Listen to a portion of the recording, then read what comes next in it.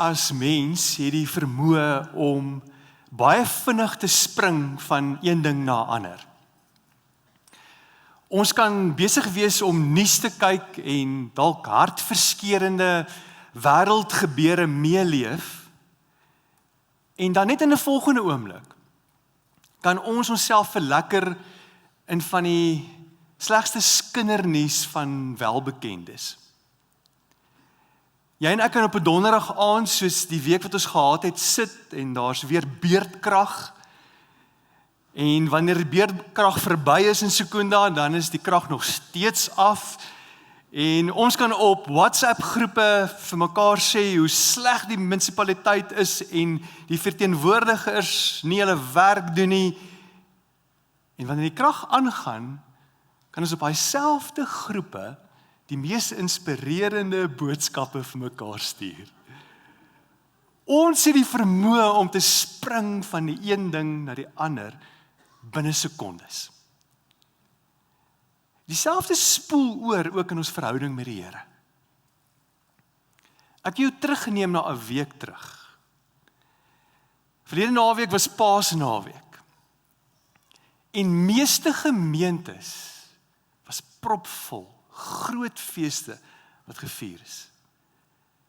In ons eie gemeente, as jy verlede Sondag hier was, jy weet, ons het geskarrel, hier was nie genoeg sitplek vir almal nie, ons moes stoele van buite af kry, ons het nie genoeg stoele in hierdie gebou gehad, vir al die mense nie. Maar nou is die versoeking, om baie vinnig aan te beweeg na die volgende ding. Opstanding is nie net iets wat jy en ek vier, een keer 'n jaar, met Paasfees nie. Daar's 'n seisoen van opstanding. En hierdie seisoen strek vanaf Opstanding Sondag, wat ons verlede week beleef het, vir 50 dae tot en met Pinkster Sondag, wat vir ons voorlê. 40 dae vanaf Opstanding Sondag gaan ons op donderdag aand Hemelvaart vier, en vanaf Hemelvaart na Pinkster Sondag is daar hierdie 10 dae van wag. Ek wil jou nou al nooi om gereed te maak vir Pinkster Sondag. Daardie gaan 'n belewenisdiens wees, soos nog nooit van tevore nie. Ons gaan ook op daai Sondag 'n doopgeleentheid hê. As jy nog nie gedoop is nie, is daai 'n goeie geleentheid om gedoop te word. Maar as hierdie seisoen van opstanding, maar meer as die seisoen van opstanding, word jy en ek genooi na 'n lewe van opstanding. En daarom vir die volgende paar weke wil ek jou nooi om saam met ons te stap deur die brief Kolossense. Ons gaan na een Nuwe Testament brief kyk en die vraag vra, hoe lyk die opgestane lewe? Dis reg in die middel van hierdie brief waar Paulus kom en hy maak die volgende stelling in Kolossense 3 vers 1. Hy sê, aangesien julle saam met Christus uit die dood uit opgewek is, moet julle strewe na die dinge daarbo, waar Christus is, waar hy aan die regterhand van God sit. Jy en ek word genooi na die opgestane lewe. Nou, daar's 'n paar praktiese dinge waarna toe ek jou wil nooi. Die goeie nuus vanoggend is hierdie brief, die Kolossense brief, bestaan net uit 4 hoofstukke. En ek wil jou nooi om in hierdie week tyd te maak om die brief van voor tot agter te lees in een sitting. Donderdagoggend of Vrydagoggend het ek hierdie brief geneem en net gekyk, maar hoe lank sal dit min of meer vat om die brief van voor tot agter te lees?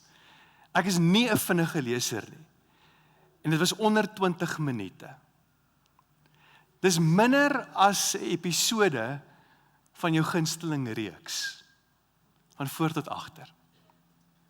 En dan wil ek jou nooi om week vir week saam met ons stadig deur hierdie brief te werk. Ons gaan een hoofstuk op 'n week neem. Saam met ons Sondagdienste gaan ons ook, en ons gaan die skakels op ons Facebook bladsy sit, gaan ons, en ons gaan ook uitstuur op ons WhatsApp groepe, is daar op die YouVersion app, is daar ook groepmateriaal wat ons in die groepe gaan bespreek in die weke wat kom. En daar's videomateriaal wat jy sal vind daar, wat ons as 'n span saam opgestel het, waar ons hoofstuk vir hoofstuk deurpraat, hoofstuk 1 tot en met hoofstuk 4. Ek glo dat hierdie paar weke, hierdie opstandingsseisoen, gaan vir ons as 'n gemeente 'n lewegewende seisoen wees. En ek wil jou nooi om deel te wees hiervan. Maar kom ons gesels oor hierdie Kolossense brief. Dis 'n baie interessante brief. Wat my opval van hierdie brief is dat die plek van waar Paulus hierdie brief skryf. Ek weet nie of jy kan onthou van waar hy hierdie brief skryf nie.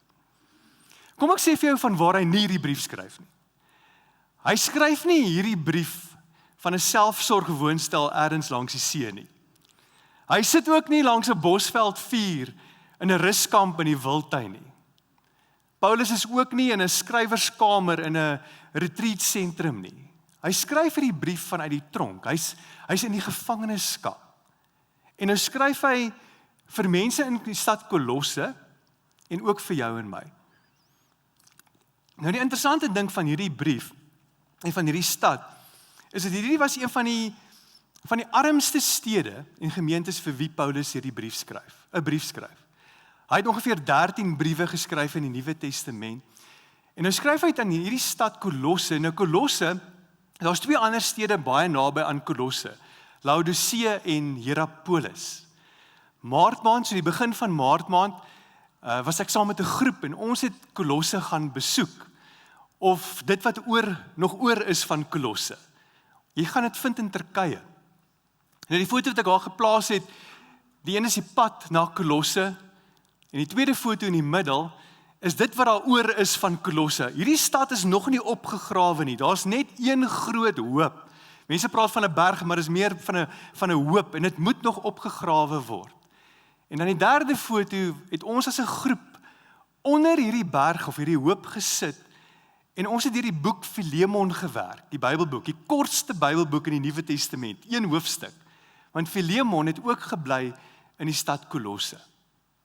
Teen die einde, en jy sal sien Stefan Joubert het hierdie gesprek gelei, teen die einde toe maak Stefan die volgende stelling, en hy sê, hier het ons vanmiddag, en dit was ongeveer so 3 uur, 4 uur die middag, hier het ons vanmiddag niks gesien nie,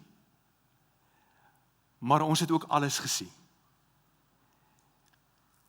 En ek hoop dat, wanneer ons deur hierdie brief lees en werk, dat ons teen die einde sal kan sê, ek het die opgestane lewe ontdek en gesien.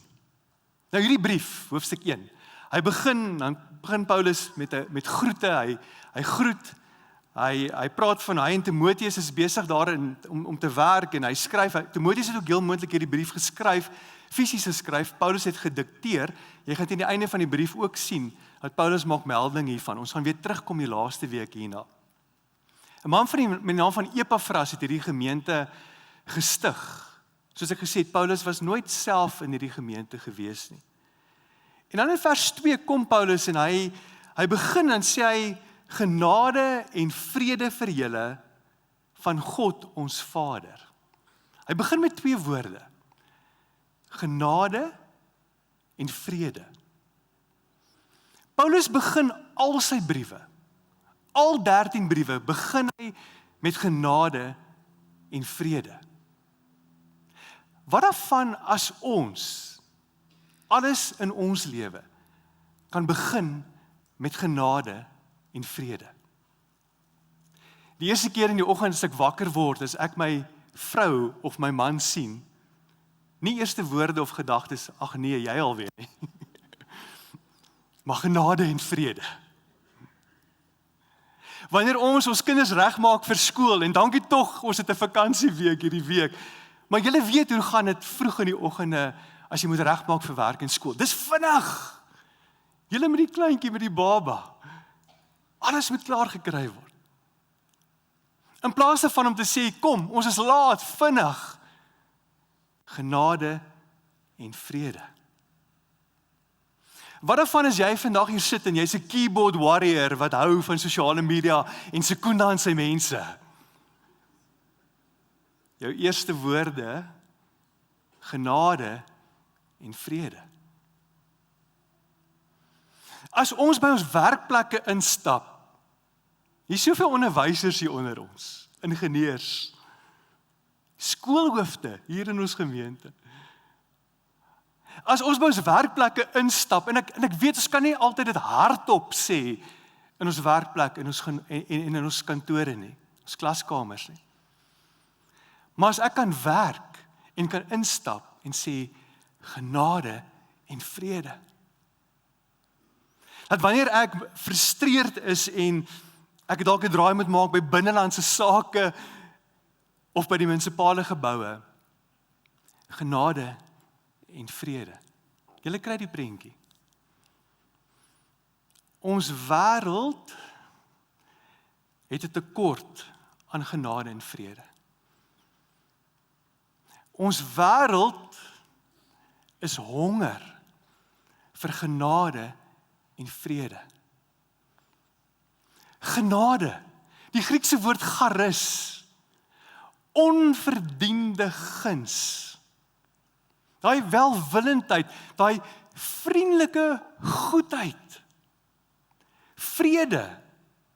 Die Hebreëse woord wat jy ken, shalom, die Griekse woord Irene, wat beteken 'n heelheid. Daar's soveel dinge wat in ons lewe maak dat ons in stukke gebreek word, nie waar nie? Ons gemeenskappe, ons lewens. En daarom het ons genade en vrede nodig. Paulus begin met genade en vrede. En dan in vers 3 tot en met vers 8, dan kom en hy sê vir God dankie vir hierdie gemeente. En dan begin hy 'n gebed te bid. En ek wil jou nooi om hierdie week, nie net een keer nie, maar 'n paar keer te gaan stilstaan by hierdie gebed. Want is in hierdie gebed waar hy kom en hy kom wys vir ons, maar hoe lyk 'n opgestane lewe? En daar's 3 dinge wat ek vir jou wil noem uit hierdie gebed uit van hoe 'n opgestane lewe lyk. Die lewe waarna toe jy en ek genooi word, die lewe waarvoor God ons toerus. Die lewende God lewe in ons. Heel eerstens, hoe lyk 'n opgestane lewe? Die opgestane lewe is gevul met die wil van God. Paulus skryf in Kolossense 1:9, hy sê, daarom hou ons ook nie op nie, om van die dag af dat ons dit gehoor het, om vir julle te bid en te vra dat julle vervul mag word met die kennis van sy wil in alle wysheid en geestelike insig. Let mooi wat hy sê.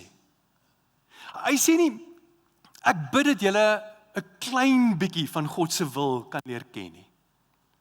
Dat jy net 'n proef van God se wil kan hê nie. Nee, hy sê, ek bid dat julle vervul sal wees. Met ander woorde, dat jy sal oorloop in elke area, elke sfeer van ons lewens, van die wil van God. Hierdie is so 'n belangrike gebed vir jou en vir my om te bid. Dit is so belangrik dat jy en ek sal weet dat dis ons lewens behoort te lyk, 'n lewe wat gevul is van sy wil. En tog sien ons, ek weet nie van jou nie, ons beleef dit ook, dat ons min vir dit bid. Ek wonder, kom ons raak prakties, hoeveel van ons, as ek in die maand, elke maand besig is met my begroting, dat ek my begroting vat en sê, Here, wat is u wil? U gee vir my die hulpbronne. As ek my week beplan, as ek my tyd uitsit om te sê, Here, vul my met u wil. Hoe wil u hê moet ek hierdie 168 uur hierdie week spandeer?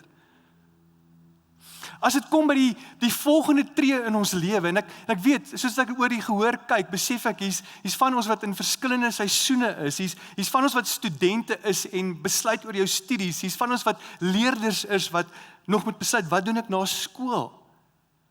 Hier is van ons wat belangrike besluite oor jou werk en jou loopbaan moet neem. Maar hoe gereeld raak jy en ek stil om te sê, Here, wat is U wil vir die volgende tree? Paulus sê, dis hoe 'n opgestane lewe lyk. Dis 'n lewe wat gevul is met die wil van God.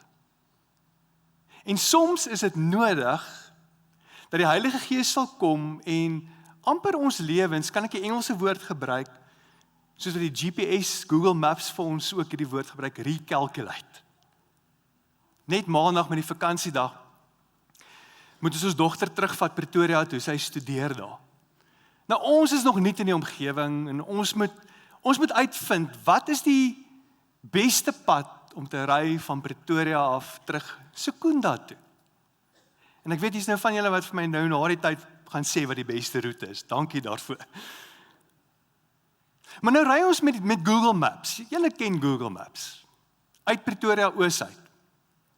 En ek en Alida sê vir mekaar, ons gaan vandag, maandag, ons gaan net op die snelweg bly, pad terug. En dan begin Google Maps, met daai vriendelike stem wat vir jou sê, take the off-ramp. Dan is die eerste afrit wat hulle vir my oproep, is daai Riegel afrit, die Delmaspad.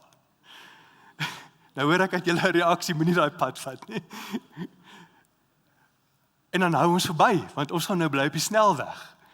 En wat sê Google Maps dan? Recalculating. Maar het julle agtergekom, daai stem begin nou geïrriteerd te raak, want jy het nou nie afgedraai nie. Hoekom het jy nie geluister? Recalculating. Toe kom ons nou by die tweede afrit. En weer sê sy vir ons baie vriendelik, take the off-ramp, maar ons besluit, ons bly op die snelweg. En 'n tweede keer kom haar stem, recalculating, maar nou hoor ek, sy is nou baie geïrriteerd. Dis nou soos, hoekom luister julle nie na my nie? Toe ons nou na by die lughawe kom, is daar die derde afrit wat ons moet neem, en raai wat doen ons? Ons bly op die snelweg, want ons het besluit, ons bly op die snelweg. Dan moet jy daai stem hoor wat vir jou sê recalculating. Jy voel skuldig. Ek wou amper sê, ek is jammer ek luister nie. Ek het begin verskoning maak. Ek is jammer ek luister nie na jou nie. Maar ek sê Valida, imagine Google Maps werk soos Airbnb, waar die verbruikers gereid word. Dan gaan Google Maps my sê, hulle gaan nooit weer vir my rigting gee nie, want hulle moet die hele tyd recalculate. Maar wat is die doel van hierdie illustrasie wat ek nou wil gebruik? Is dit in ons lewens, het ons ook nodig soms om te recalculate. Dat ek op 'n bepaalde manier leef, 'n bepaalde rigting leef. En nou kom die opgestane lewe wat gevul is met God se Gees, sê, jy kan nie net jou eie roete volg nie. Jy kan nie net self dink waar ek bly op die snelweg nie. Maar jy sê lewe waarna toe ek jou wil nooi. Hoekom bid ons in hierdie gebed nie? Hoekom leef ons in hierdie lewe nie? Ek het probeer om 4 redes met al 4 met die letter V te begin, maar ek kon dit nie regkry nie, 3 uit die 4. Kom ek begin. Ek dink baie keer lewe ons op hierdie vaste roete. Eerstens, ek dink dis hoe ek groot geword het, dis hoe die lewe lyk, ek is nie oop vir die Here se leiding nie, 'n vaste roete. 'n tweede rede dink ek is ons vinnige pas.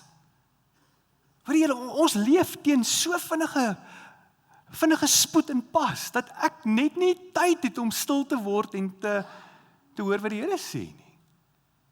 Die derde V is vrees. Dat ons is soms bang, as ek nou gaan hoor wat die Here se wil is, gaan die Here vir my in 'n rigting stuur wat vir my gaan moeilik wees, uitdagend wees, en ek gaan 10-10-1 nie van hou die rigting waarin hy my stuur nie. Dis wat ons baie keer dink. Dis ons persepsie baie keer van God. En die vierde een, is 'n ampere V, maar dis 'n F, is funksionele ateïsme. Dis Parker Palmer wat hierdie term eintlik bekend gemaak het. Kom ek verduidelik vir jou, funksionele ateïsme. Jy weet wat 'n ateïs is. Dis iemand wat sê, ek glo nie in die bestaan van God nie. Maar wanneer jy en ek hier sit en ons sê, ek glo in God, maar ek maak nooit tyd of min tyd selfs, om te hoor wat sy wil is, dan leef ek eintlik soos iemand wat sê, God bestaan nie. Ek's 'n funksionele ateïs. Die opgestane lewe kom roep jou en my en kom nooi ons na 'n lewe wat gevul is met God se wil. Waar het jy nodig om vandag te bid en te sê, Here, kom wys my u wil. Here, ek wil in gehoorsaamheid stap in u voetspore. Die opgestane lewe, en hier is die tweede gedagte, die opgestane lewe word geleef vanuit die krag van God.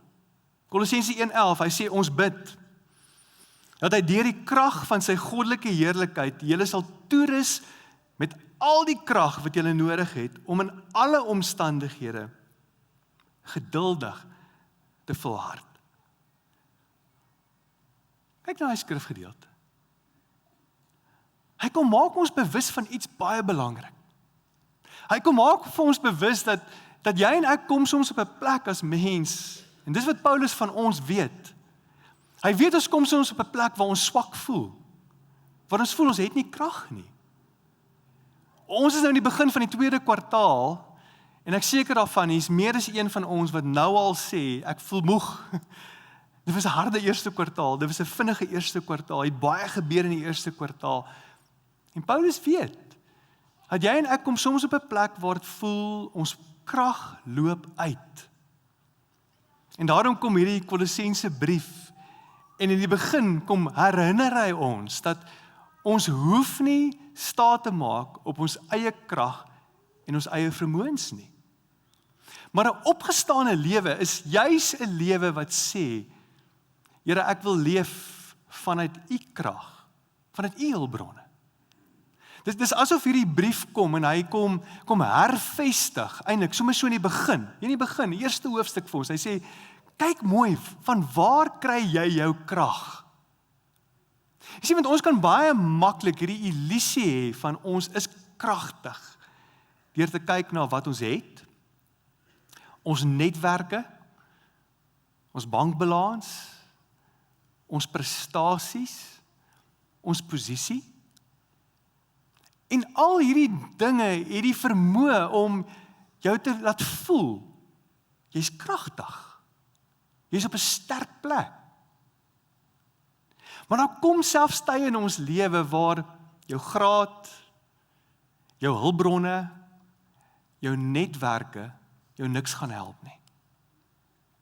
Waar ons op 'n plek is waar ons besef, maar Here, ons het u krag nodig, ek het u krag nodig.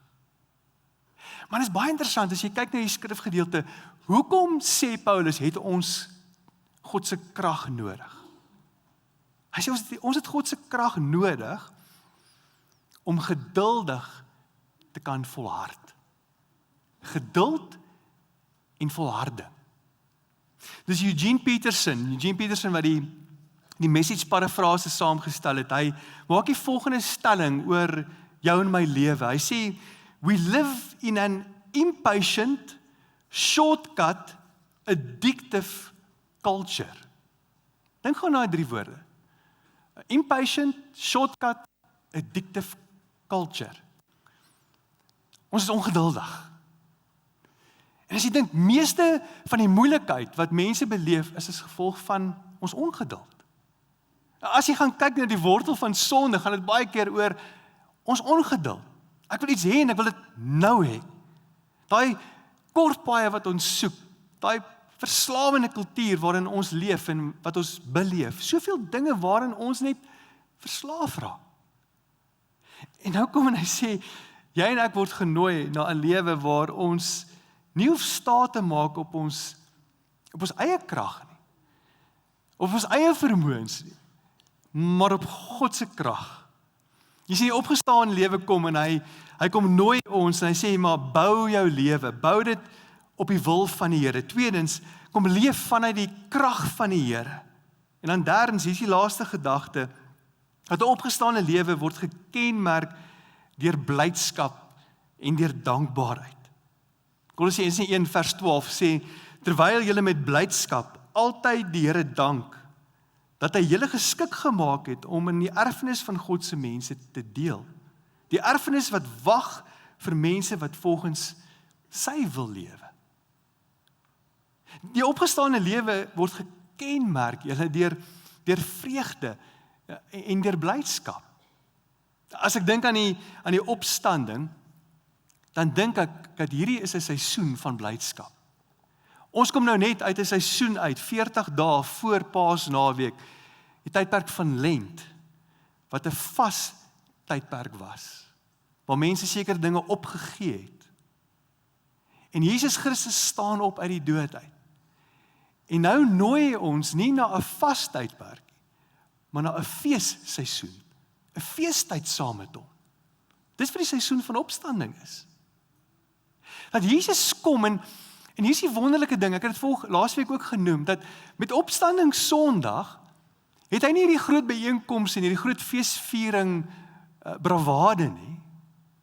Hy ontmoet individue, 1 tot 1, 2, dan die disippels. En wat doen Jesus saam met mense wie hy ontmoet in hierdie 50 dae van opstanding?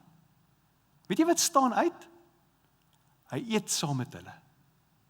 Ek wil vir jou 'n paar van hierdie etes noem.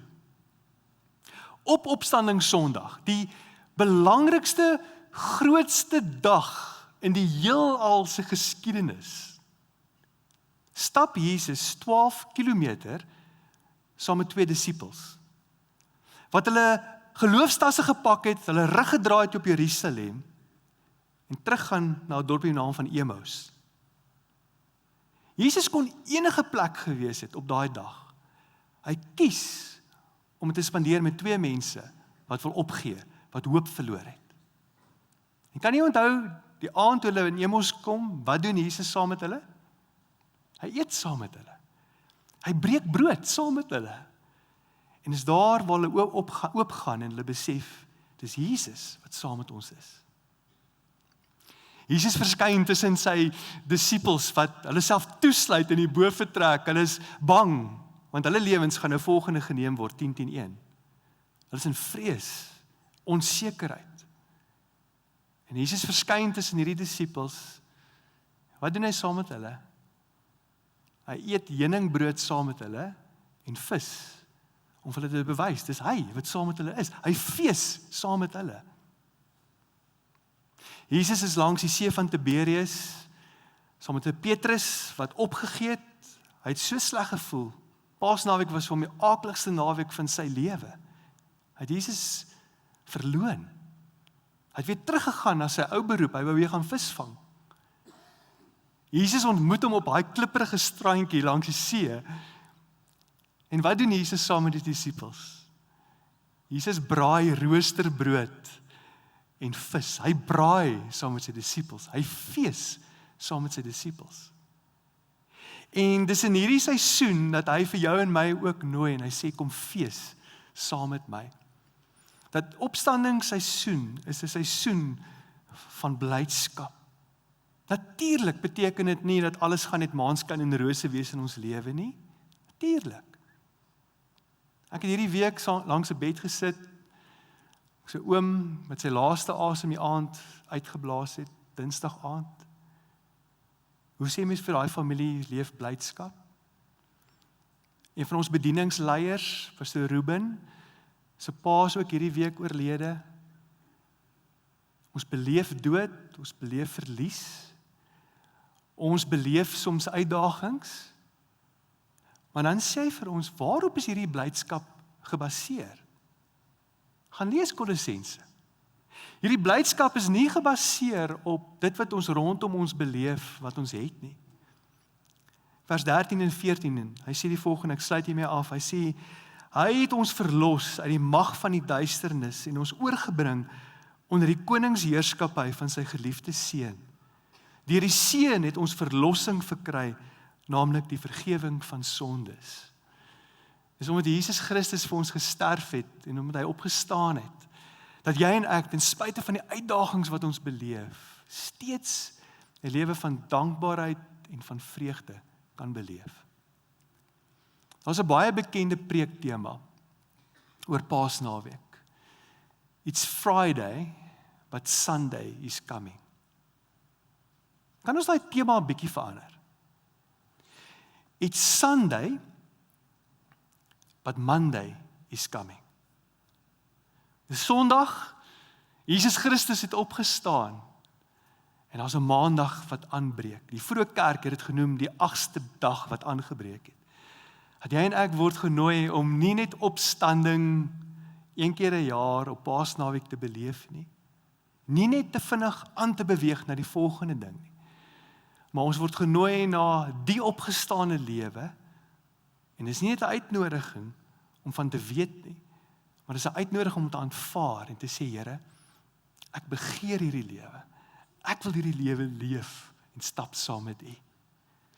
Ek wil jou nooi, volgende week gaan ons kyk na een van die grootste gedeeltes in die Nuwe Testament wat praat oor wie Jesus is in die boek Kolossense.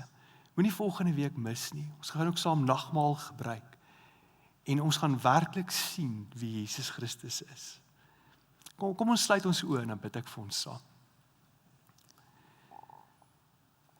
Terwyl jou oë so gesluit is en net lekker rustig sit daar en dink oor wat jy nou gehoor het, wil ek jou nooi om te dink waar jou grootste behoefte vanoggend lê. As jy opgestane lewe praat van 'n lewe wat vol is van die wil van God, waar het jy die wil van die Here nou nodig? Waar het jy nodig om nou te ervaar sy rigting en sy stem in jou lewe? Dalk sit jy vanoggend hier en jy is aan die einde van jou eie krag en jy het sy krag nodig. Dalk beleef jy uitdagings.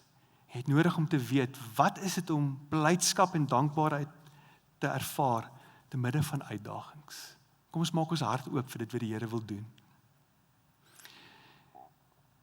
Here, dis vir ons 'n wonder dat U die een is wat gesterf het vir ons, nie net gesterf het vir ons nie, maar in my plek gesterf het. En dat U opgestaan het, sodat ons die opgestane lewe kan leef.